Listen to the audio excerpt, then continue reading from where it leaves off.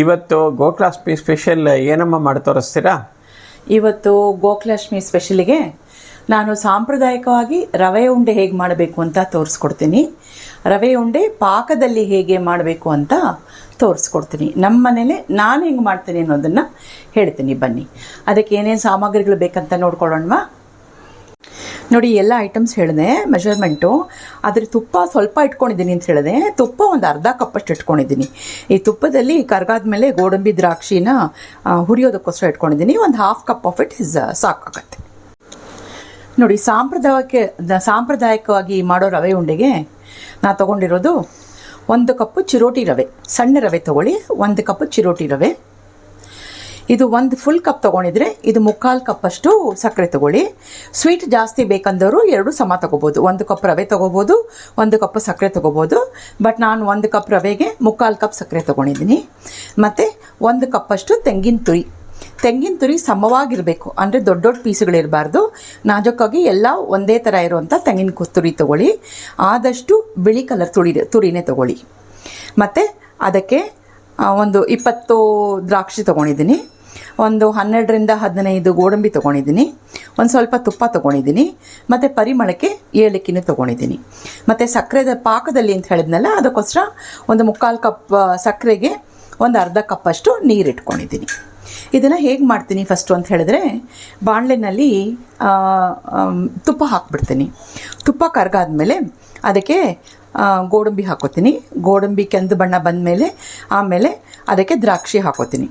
ದ್ರಾಕ್ಷಿ ಎಲ್ಲ ಸ್ವಲ್ಪ ದಪ್ಪ ಆದಮೇಲೆ ಅದಕ್ಕೆ ಸಣ್ಣ ಮಾಡಿಬಿಟ್ಟು ಗ್ಯಾಸ್ನ ನಾನು ತೆಂಗಿನ ತುರಿ ಹಾಕೋತೀನಿ.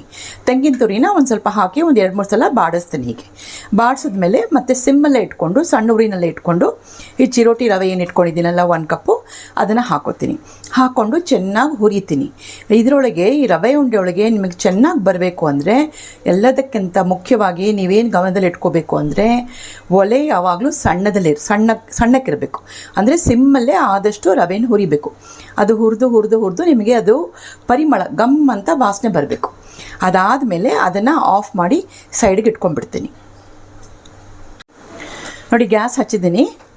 ತುಪ್ಪ ಕರ್ಗಕ್ಕೆ ಇಟ್ಕೊಂಡಿದ್ದೀನಿ. ತುಪ್ಪ ಸ್ವಲ್ಪ ಕರಗಲಿ. ತುಪ್ಪ ಕರಗಿದೆ. ಒಲೆ ಸಿಮ್ ಮಾಡಿಕೊಂಡು ಗೋಡಂಬಿ ಹಾಕ್ಕೊಂಡ್ಬಿಡ್ತಾ ಇದ್ದೀನಿ.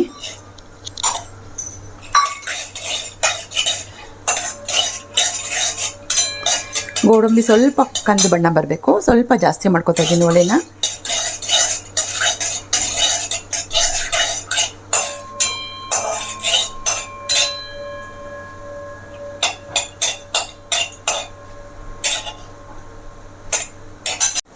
ನೋಡಿ, ಗೋಡಂಬಿ ಕಂದು ಬಣ್ಣ ಬರ್ತಾ ಇದೆ. ಈ ಸಮಯದಲ್ಲಿ ನಾನು ದ್ರಾಕ್ಷಿ ಹಾಕ್ಕೊಂಡ್ಬಿಡ್ತೀನಿ. ಈ ದ್ರಾಕ್ಷಿ ಸ್ವಲ್ಪ ದಪ್ಪ ಆಗಬೇಕು. ಈ ದಪ್ಪ ಆದ ತಕ್ಷಣ ನಾನು ಏನು ತೆಂಗಿನಕಾಯಿ ಇಟ್ಕೊಂಡಿದ್ದೀನಲ್ಲ 1 ಕಪ್ಪು, ಆ ತೆಂಗಿನಕಾಯಿ ಹಾಕ್ಕೊಂಡ್ಬಿಡ್ತೀನಿ. ಹೇಳ್ದಂಗೆ ಆದಷ್ಟು ಬಿಳಿಯಾಗಿರೋ ತೆಂಗಿನಕಾಯಿ ತೊಗೊಳ್ಳಿ. ಆ ತೆಂಗಿನ ತುರಿ ಸಮವಾಗಿರಲಿ, ದೊಡ್ಡದು ಚಿಕ್ಕದು ಪೀಸ್ ಬರೋದು ಬೇಡ.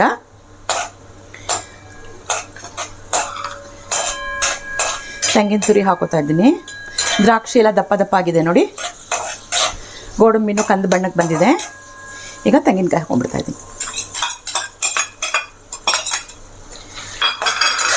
ಫುಲ್ ಗ್ಯಾಸ್ ಸಿಮ್ಮಲ್ಲೇ ಇದೆ, ಸಣ್ಣ ಉರಿನಲ್ಲೇ ಇದೆ. ಇದೊಂದು ಸ್ವಲ್ಪ ಬಾಡಿಸ್ಕೋಬೇಕು. ಇದೇನು ಜಾಸ್ತಿ ಹುರಿಬೇಕು ಅಂತಲ್ಲ, ಸ್ವಲ್ಪ ಬೆಚ್ಚಗಾಗಬೇಕು. ಇದಾದಮೇಲೆ ನಾವೇನು ರವೆ ಹಾಕ್ತೀವಲ್ಲ, ಆವಾಗ ಸುಮಾರು ಒಂದು 6-7 ಮಿನಿಟ್ಸ್ ಹುರಿಬೇಕಾಗತ್ತೆ. ಸಿಮ್ಮಲ್ಲೇ ಹುರಿಬೇಕಾಗತ್ತೆ. ಸೊ ಅದು ಗಮ್ ವಾಸನೆ ಬರಬೇಕು. ಸಾಕು. ಇದಿಷ್ಟು ಜೊತೆಗೆ ಈಗ ರವೆ ಹಾಕ್ಕೊಂಡ್ಬಿಡ್ತೀನಿ. ರವೆ ಜೊತೆಗೆ ಮತ್ತೆ ಹೆಂಗಿದ್ರು ತೆಂಗಿನಕಾಯಿಯು ಫ್ರೈ ಆಗುತ್ತೆ. ಚಿರೋಟಿ ರವೆ ಯೂಸ್ ಮಾಡಿದ್ದೀನಿ ನಾನು. ಚಿರೋಟಿ ರವೆನೋ ಸಣ್ಣ ರವೆನೋ ನೀವು ಯೂಸ್ ಮಾಡ್ಬೋದು. ಈಗ ಸಣ್ಣಕ್ಕೆ ಹುರಿತಾ ಇದ್ದೀನಿ.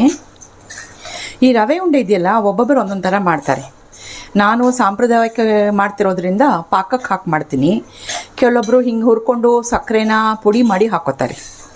ಅದರದ್ದೇ ಬೇರೆ ಟೇಸ್ಟ್ ಇರುತ್ತೆ, ಇದರದ್ದೇ ಬೇರೆ ಟೇಸ್ಟ್ ಇರುತ್ತೆ. ಹಾಗಾಗಿ ನಾನು ಹೇಗೆ ಮಾಡ್ತೀನಿ ಅನ್ನೋದು ನಿಮಗೆ ತಿಳ್ಕೊಬೇಕಾದ್ರೆ ನೀವು ವಿಡಿಯೋನ ಒಂಚೂರು ಮಿಸ್ ಮಾಡದೆ, ತಪ್ಪಿಸದೆ ಮಧ್ಯದಲ್ಲಿ ಪೂರ್ತಿ ವಿಡಿಯೋ ಕೊನೆವರೆಗೂ ನೋಡಿದ್ರೆ ನಿಮಗೆ ಸಾಂಪ್ರದಾಯಿಕವಾಗಿ ಪಾಕದಲ್ಲಿ ಹಾಕಿ ಮಾಡೋದು ರವೆ ಉಂಡೆ ಹೇಗೆ ಅಂತ ಗೊತ್ತಾಗುತ್ತೆ. ಸೊ ದಯವಿಟ್ಟು ಎಲ್ಲರೂ ಪೂರ್ತಿ ವಿಡಿಯೋ ನೋಡ್ಕೊಳ್ಳಿ. ಸೊ ದಟ್ ನೀವು ಮಾಡೋ ಕ್ರಮ ಸರಿಯಾಗಿದ್ದು ನೀವು ಮಾಡೋ ಪದಾರ್ಥ ಚೆನ್ನಾಗಾಗಬೇಕು ಮತ್ತು ನಿಮ್ಮ ರವೆ ಉಂಡೆ ಹೈ ಕ್ಲಾಸಾಗಿ ಬರಬೇಕು. ಅದಕ್ಕೋಸ್ಕರ ಈಗ ರವೆ ಹುರ್ಕೋತಾ ಇದ್ದೀನಿ. ಸಿಮ್ಮಲ್ಲೇ ಇದೆ, ಸಣ್ಣ ಊರಿನಲ್ಲೇ ಇಟ್ಟಿದ್ದೀನಿ ನೋಡಿ. ಒಂದು 5-6 ನಿಮಿಷದ ಮೇಲೆ ಆಗಿದೆ ಅನಿಸುತ್ತೆ ನಾನು ಹುರಿತಿರೋದು. ಗಮ್ ಅಂತ ವಾಸನೆ ಬರ್ತಾ ಇದೆ, ಪರಿಮಳ ಗಮ್ ಅಂತ ನೋಡಿ. ಇದು ಒಂದು 5-6 ನಿಮಿಷ ಹುರ್ಕೊಂಡಾಗಿದೆ. ಸ್ವಲ್ಪ ರವೆದು ಕಲರು ಚೇಂಜ್ ಆಗಿದೆ ಮತ್ತು ರವೆ ಹುರಿದಿರೋ ಪರಿಮಳ ಬರ್ತಾ ಇದೆ, ಗಮ್ ಅಂತ ಇದೆ ನೋಡಿ. ರವೆ ಹುರಿದ್ರೆ ಒಂಥರ ಗಮ್ ಅನ್ನತ್ತಲ್ಲ, ಆ ಥರ ಪರಿಮಳ ಬರ್ತಾ ಇದೆ.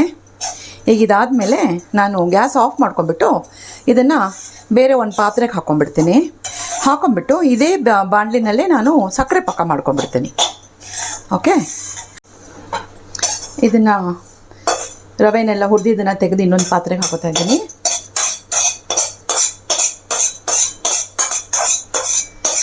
ಹಾಕೊಂಡ್ಬಿಟ್ಟು ಇದೇ ಬಾಣಲಿನಲ್ಲೇ ನಾನು ಮತ್ತೆ ಸಕ್ಕರೆ ಪಾಕ ಮಾಡ್ಕೊಂಡ್ಬಿಡ್ತೀನಿ ನೋಡಿ. ಈಗ ಸಕ್ಕರೆ ಪಾಕಕ್ಕೆ ಫಸ್ಟ್ ನೀರು ಹಾಕೋತಾ ಇದ್ದೀನಿ. ಅದೇ ಬಾಂಡಿ ಯೂಸ್ ಮಾಡ್ತಾ ಇದ್ದೀನಿ. ಅರ್ಧ ಕಪ್ ನೀರು ತೊಗೊಂಡಿದ್ದೀನಿ, 3/4 ಕಪ್ ಸಕ್ಕರೆ ಹಾಕೋತಾ ಇದ್ದೀನಿ. ಈ ಸಕ್ಕರೆ ಚೆನ್ನಾಗಿ ಕರಗಬೇಕು. ಸಕ್ಕರೆ ನೀರು ಹಾಕಿದ್ಮೇಲೆ ಕೈ ಆಡಿಸ್ತಾ ಇರಿ. ಕೈ ಆಡಿಸಿದ್ರೆ ಬೇಗ ಕರಗತ್ತೆ. ಇದು ಈ ಒಂದೆಳೆ ಪಾಕ ಅಂತಾರಲ್ಲ, ಫಸ್ಟ್ ಅಂಟು ಪಾಕ ಬರುತ್ತೆ, ಆಮೇಲೆ ಒಂದೆಳೆ ಪಾಕ ಬರಬೇಕು. ಒಂದೆಳೆ ಪಾಕ ಬಂದರೆ ನಿಮಗೆ ರವೆ ಉಂಡೆ ಹೊರಗಡೆ ಎಷ್ಟು ದಿನ ಇಟ್ಟರೂ ಕೆಡೋದಿಲ್ಲ. ಅದೇ ಪಾಕ ಕಡಿಮೆ ಆಗಿಬಿಟ್ರೆ ಸ್ವಲ್ಪ ದಿನ ಆದಮೇಲೆ ಒಂದು 4-5 ದಿನ ಆದಮೇಲೆ ಒಂಥರ ಅಡ್ಡವಾಸನೆ ಬಂದುಬಿಡುತ್ತೆ. ಕರಗ್ತಾ ಇದೆ ಸಕ್ಕರೆ.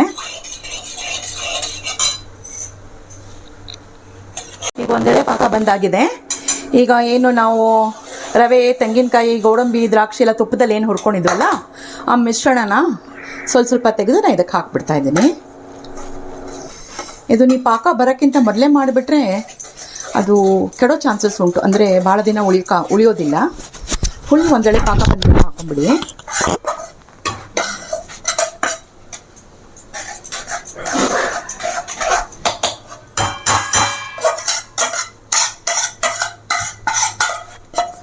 ಇದಕ್ಕೆ ನಿಮಗೆ ರವೆದು ಹುರಿಯೋದು ಒಂದೇ ಟೈಮು. ಅದು ಬಿಟ್ಟರೆ ರವೆ ಹುರಿಯೋಕೆ ಒಂದು 6-7 ನಿಮಿಷ ಬೇಕಾಗುತ್ತೆ. ಅದು ಬಿಟ್ಟರೆ ನಿಮಗೆ ಫುಲ್ಲು ರವೆ ಉಂಡೆ ಆಗೋದು ಒಂದು 10 ನಿಮಿಷದಾಗ ಹೋಗುತ್ತೆ. ಈ ಸಮಯದಲ್ಲಿ ನಾನು 3-4 ಏಲಕ್ಕಿ ಪುಡಿ ಅಂತ ಹೇಳಿದ್ನಲ್ಲ, ಸಮಯದಲ್ಲಿ ಈಗೆಲ್ಲ ಹಾಕ್ಕೊಂಡಿದ್ದೀನಿ. ಈ ಸಮಯದಲ್ಲಿ ಏಲಕ್ಕಿ ಪುಡಿ ಅಂತ ಹೇಳಿದ್ನಲ್ಲ, ಆ ಏಲಕ್ಕಿ ಪುಡಿನ ಇದಕ್ಕೆ ಹಾಕ್ಕೊಂಡ್ಬಿಡ್ತೀನಿ. ಹಾಕ್ಕೊಂಡ್ಬಿಟ್ಟು ಮಿಕ್ಸ್ ಮಾಡಿಬಿಡ್ತೀನಿ. ನೋಡೋಕ್ಕೆ ನಿಮ್ಗೆ ಏನಪ್ಪ ಇದು ನೀರಾಗಿದೆಯಲ್ಲ ಅನಿಸುತ್ತೆ. ಸಕ್ಕರೆ ಅಲ್ವಾ, ಸಕ್ಕರೆ ಪಾಕ ಅಲ್ವಾ. ಸೊ ಆರದ್ಮೇಲೆ ಆಟೋಮೆಟಿಕ್ಕಾಗಿ ಗಟ್ಟಿ ಆಗುತ್ತೆ. ಸ್ವಲ್ಪ ಸೈಡ್ಸ್ ಎಲ್ಲ ಬೇರೋಷ್ಟು ಇದು ಮಾಡ್ಕೊಂಬಿಡಿ. ಫಾಸ್ಟಾಗಿ ಕೈ ಆಡಿಸ್ತಾನೆ ಇರಿ, ಇಲ್ಲಾಂದರೆ ಸೀದ್ಗಿದ್ದು ಹೋಗುತ್ತೆ. ಆದಷ್ಟು ದಪ್ಪ ಬಾಣಲೆನೇ ತೊಗೊಳ್ಳಿ ನೀವು. ನೋಡಿ ಆಲ್ಮೋಸ್ಟ್ ಆಲ್ ಎಲ್ಲ ಆಗಿದೆ ನೋಡಿ, ಪೂರ್ತಿ ಸೈಡ್ಸ್ ಬಿಟ್ಟಿದೆ. ಇವಾಗ ರವೆ ಉಂಡೆ ಆದಂಗೆ ಲೆಕ್ಕ. ಇದನ್ನು ಆಫ್ ಮಾಡಿಬಿಡ್ತೀನಿ. ಗ್ಯಾಸ್ ಆಫ್ ಮಾಡಿಬಿಟ್ಟು ಇದನ್ನು ಸೈಡಿಗೆ ತೆಗೆದಿಟ್ಬಿಡ್ತೀನಿ. ಫುಲ್ ಆರ್ಕೋಬೇಕು. ನೀವು ಈ ಬಾಣಲೆಲ್ಲ ಇಟ್ಟರೆ ಮತ್ತೆ ಬಿಸಿ, ಅದ್ರದ್ದು ಬಾಣಲೆ ಬಿಸಿ ಇರುತ್ತಲ್ಲ, ಅದಕ್ಕೋಸ್ಕರ ಆರೋದು ಲೇಟ್ ಆಗುತ್ತೆ. ಆದಷ್ಟು ಇದನ್ನು ಬೇರೆ ಪಾತ್ರೆಗೆ ತೊಗೊಂಬಿಡಿ, ಸೊ ದಟ್ ಅದು ಬೇಗ ಆರುತ್ತೆ.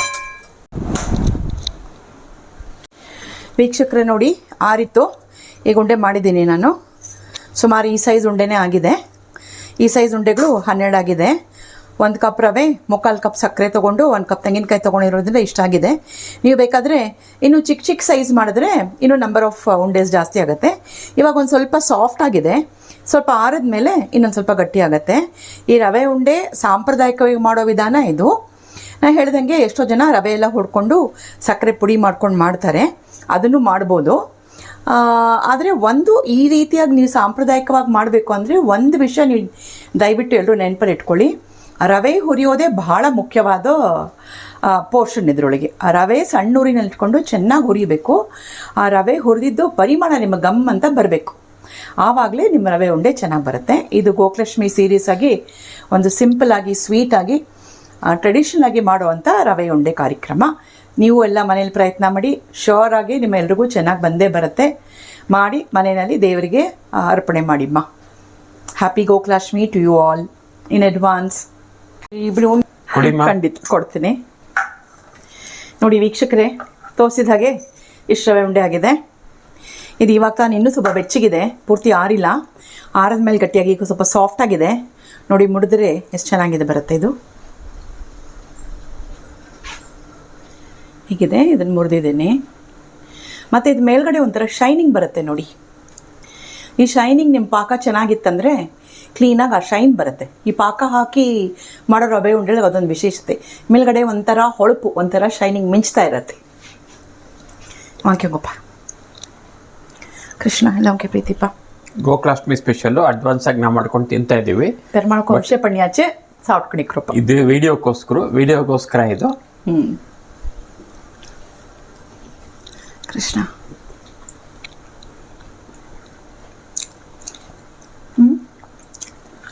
ತುಂಬ ಚೆನ್ನಾಗಿ ಬಂದಿದೆ, ಸೂಪರ್ ಆಗಿದೆ. ಆ ತುಪ್ಪನೂ ಗಮ್ಮಂತ ತುಪ್ಪಲ್ವ ಅಷ್ಟೇ. ಇನ್ನು ಚೂರು ಗೋಡಂಬಿ, ದ್ರಾಕ್ಷಿ, ಆಮೇಲೆ ಏಲಕ್ಕಿ ಹಾಕಿದ ಪರಿಮಳ, ರವೆ ವಾಸನೆ, ರವೆ ಗಮ್ಮಂತ ಹುರಿದಿದ್ದೀನಲ್ಲ ಅದ್ರ ಪರಿಮಳ ತುಂಬ ಚೆನ್ನಾಗಿ ಬಂದಿದೆ. ವೀಕ್ಷಕರೇ, ಥ್ಯಾಂಕ್ ಯು. ಆ್ಯಂಗರ್ ಫುಡ್ಸಿಂದ Jayaram and Lata, we are signing off. We are ending this video. ನಿಮ್ಮ ಸಹಕಾರ ಯಾವಾಗಲೂ ಹೀಗೆ ಇರಲಿ. ಸಬ್ಸ್ಕ್ರೈಬ್ ಆಗ್ತಾಯಿರಿ ನಮ್ಮ ಚಾನಲ್ಗೆ, ಅದೇ ನಮ್ಮ ಪ್ರೋತ್ಸಾಹ. ಮತ್ತು ಲೈಕ್ ಮಾಡಿ, ಶೇರ್ ಮಾಡಿ, ಮತ್ತು 4 ಜನಕ್ಕೆ ತಿಳಿಸಿ. ನಮ್ಮ ಪ್ರಯತ್ನ ಏನು ಅಂದರೆ ಮತ್ತೊಬ್ಬರಿಗೆ ತಿಳಿಯಲಿ ಅಂತ ಅಷ್ಟೇ ಇದು. ಥ್ಯಾಂಕ್ ಯು ವೀಕ್ಷಕರೇ.